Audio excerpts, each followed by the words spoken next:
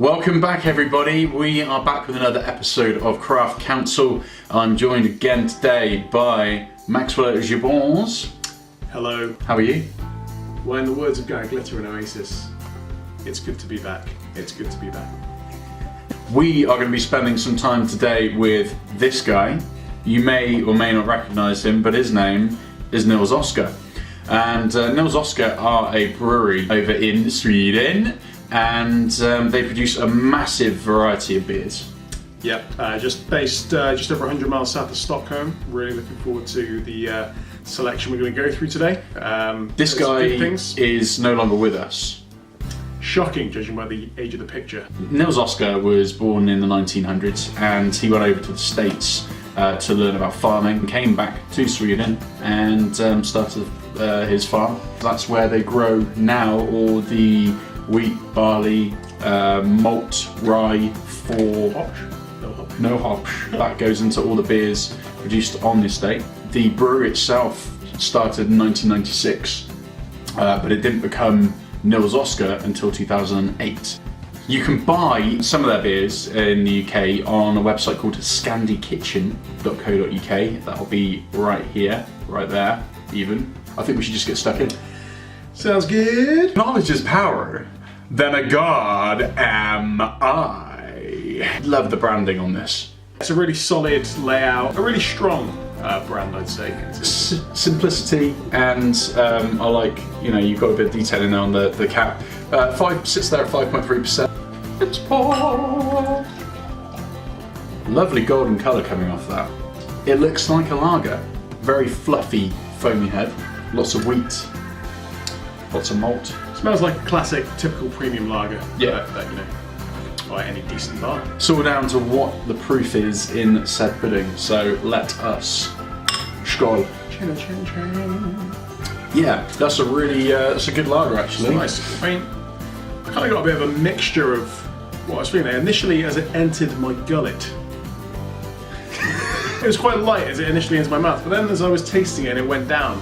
A lot more substance to it. I felt. Yeah, the body kind of expresses itself. Like Shakira. A bit like Shakira. Yeah. Don't like. Got a really nice kind of light honeyness to it. Feels really nice. It just feels really nice when it goes down. It's I'd say carbonation's at a really good level as well. It's not too fizzy, but it is there. You can feel it for a lager, so it's you could probably put a few of those away. I'd say it's not gonna make you too bloated either. Just a very nice lager. I mean, I'm not sure what more I can say about it. That hasn't been said already. I'd probably give it a solid 7 out of 10. Obviously with the lager, it's kind of got to blow you away in order to get marks higher than that. Doesn't blow me away, but I do really like it. I can have a few of these. A solid 7, I think. I think I'd agree. I think that's a bang on score. As far as lagers go, I think it's up there with any of the top lagers that I've really drank. It has got a surprisingly nice mouthfeel, really smooth finish, and 7 out of 10. The Pale Ale, it's 6.7%. I can't really tell you too much about it because everything on the back is in Swedish. Yeah, rich orange colour. Just a little bit darker than the lager. Yeah, still translucent. You can still see through it. That's a pretty solid colour. I mean, I probably prefer a little darker from my pale ales personally, but a little more opaque, but promising. Again, really nice fluffy heads. I hope that's a trend that goes through the whole range. Aroma, I'm getting citrus off that. It smells hoppy AF.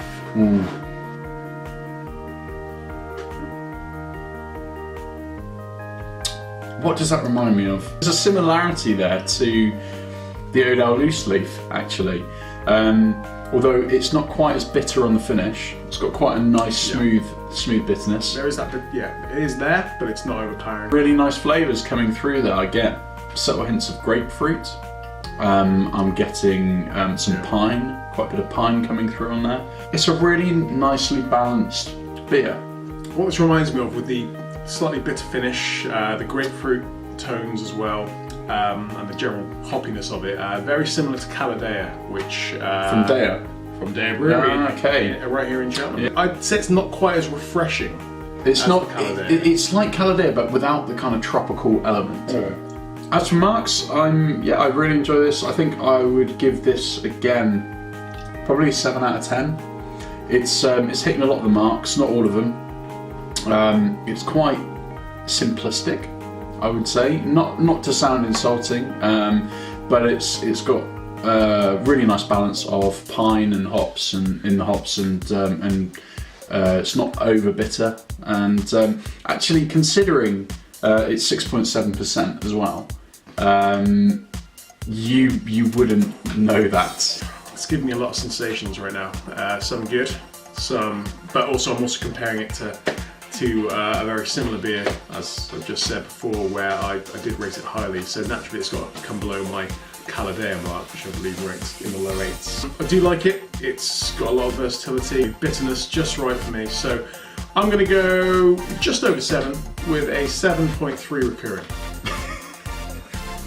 Scotch Ale. Here we have blue and brown this time, 8.2%. If you were wondering, it's midday. Wish us luck. Whoa! Dampness! And again, we've got a really great head.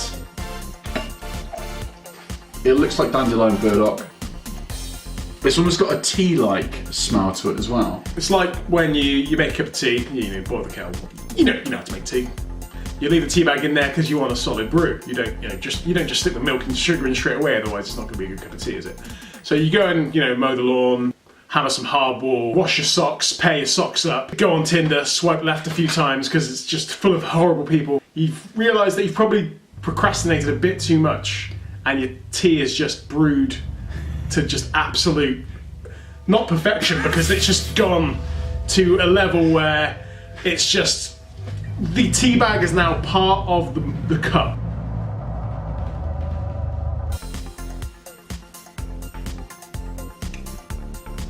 Ooh. That comes and gets you. When I had the first sip, it was very light, very crisp, and it seemed like it was going to be quite refreshing, and then I got sucker punched by really rich, deep maltiness and caramel and biscuit, and that's like a biscuit that's been dunked in a nice spirit and then force fed to you after you've been punched in the mouth. It's almost like it's almost as if tea has been mixed with coffee and Guinness and maybe whiskey. I know there's no actual Scotch in it, but there's something in my head that's saying that the taste you get is that it's a very spirit-esque taste. Not immediately, but if you get hit with an absolute, as Ben said, a sucker punch to the nuts. Would you say it's like Guinness with a biscuit dunked in it and a little bit of something extra just dabbed over the top? Yeah, and then lit on fire. Yeah, that's caramel. Almost like port or sherry finish. Most Scotch ales are between sort of 6-10%, is what you'd expect. But I think it does a good job actually. I'm going to give this a good rating, and I'm going to give this a 7.75 out of 10. I like it. I do like it. This is well, I'm a Scotch Ale virgin, and everyone's first time, people have different feelings about it. For me, absolute pleasure.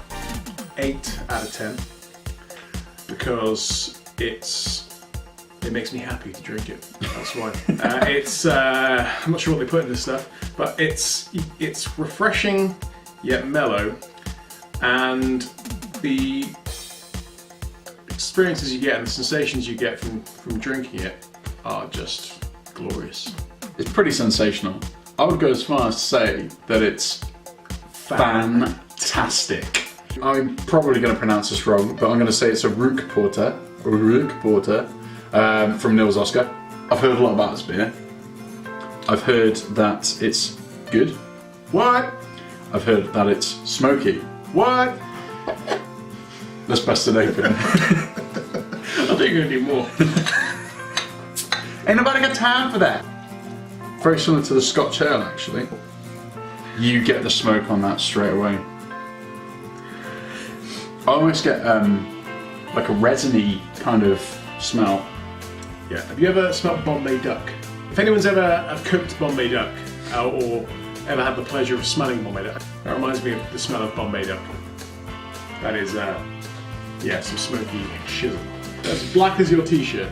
It's as black as my t-shirt. In fact, the gold and the black, I mean, I might as well just hold it here. You can see that it's black and gold. Black and gold.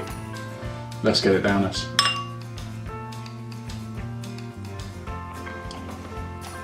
What? What? So you just get hit with a smoke bomb immediately as soon as it enters your mouth. Well, I got like a really sweet sensation on my tongue. It's a really robust, smoky flavour, but it's not peaty like a ridiculously peaty whiskey would be. No. It's a lot more smooth than It's smoky without being harsh. Yeah, and it's actually quite enjoyable. I think if you were on a kind of autumnal night, sat next to a good fire, comfy armchair, good story, and you're away with this one, it's a winner.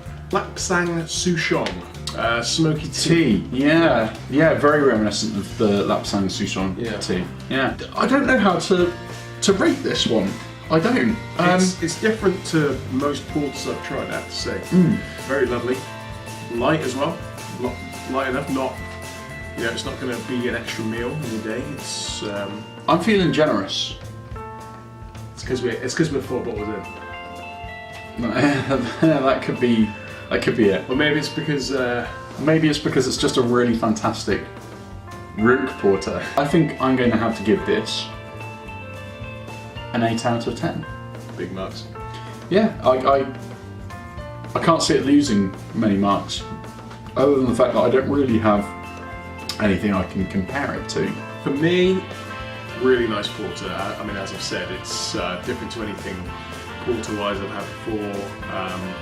The smokiness is something different, isn't it? So smoky, which is to my taste. Good strength as well, good versatile drink. For me though, I can't rate it higher than the Scotch Ale, so it's going to sit just below the Scotch Ale at a very respectable 7.75 for me. That's a good mark. Yeah, definitely. Well, I think that's going to be us for today. Thanks again to Nils Oscar for sending us those lovely beers. Cheers, Nils. And I think we'll see you on the next episode. Don't forget to like, comment, subscribe, and we'll see you next week. Keep it craft. Always keep it craft. Don't forget to keep it craft. Take care. Thanks for having me. And keep it craft.